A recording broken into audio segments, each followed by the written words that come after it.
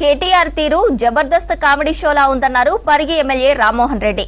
కేటీఆర్ జైలుకు వెళ్లడం, చిప్పకూడు తినడం ఖాయమన్నారు. విచారణలో ప్రభుత్వం తలదూర్చదని, చట్టం తన పని తాను చేసుకుపోతుందన్నారు ఎమ్మెల్యే రామ్మోహన్. పేద ప్రజల కష్టార్జితం 55 కోట్లు విదేశీ కంపెనీకి అప్పగించి చిల్లర పని చేసింది కేటీఆర్ కాదా అని ప్రశ్నించారు.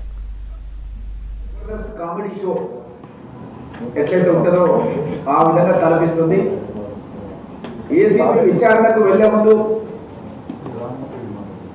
ముఖం పైన ఒక భయం, స్పష్టంగా ఏమవుతుందో, జైలుకి వెళ్తారేమో, ఏమడుగుతారో ఏమో అన్న భయం.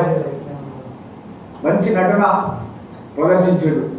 దేశానికి స్వాతంత్రం గురించి పోరాటం చేసినట్టుగా వాళ్ళ ఎమ్మెల్యేలు నెత్తి మీద ఎత్తుకొని ఒక జులుస్ తీసి కథ, దర్శకత్వం, స్క్రీన్ ప్లే తయారు చేసి ఏ విధంగా అయితే చేస్తారో ఆ విధంగా చేసినట్టుగా ప్రజలంతా కూడా భావిస్తున్నారు. ఎన్ని డ్రామాలు ఆడినా, నువ్వు ఎన్ని నాటకాలు చేసినా, ఎన్ని మాటలు మాట్లాడినా ఏసీబీ అధికారుల ముందర నీ డ్రామాలు అన్నవి నడవై.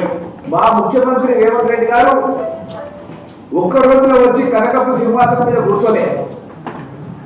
ఒక జెడ్పీటీసీగా, ఒక ఎమ్మెల్సీగా, ఎమ్మెల్యేగా, ఎంపీగా, కాంగ్రెస్ పార్టీ వర్కింగ్ ప్రెసిడెంట్గా, కాంగ్రెస్ పార్టీ ప్రెసిడెంట్గా మేమంతా శాసనసభ్యులం కలిసి ఏకగ్రీవంగా అధిష్టానం అనుమతితో ఎన్నుకున్నటువంటి గౌరవ ముఖ్యమంత్రిగా ప్రమాణ స్వీకారం చేసి 21,000 కోట్ల రూపాయలు తెలంగాణ రాష్ట్ర వ్యాప్తంగా రైతులకు 2 లక్షల రూపాయల వరకు 15 ఆగస్టు కల్లా రుణమాఫీ చేస్తామని చెప్పి తీరినాం.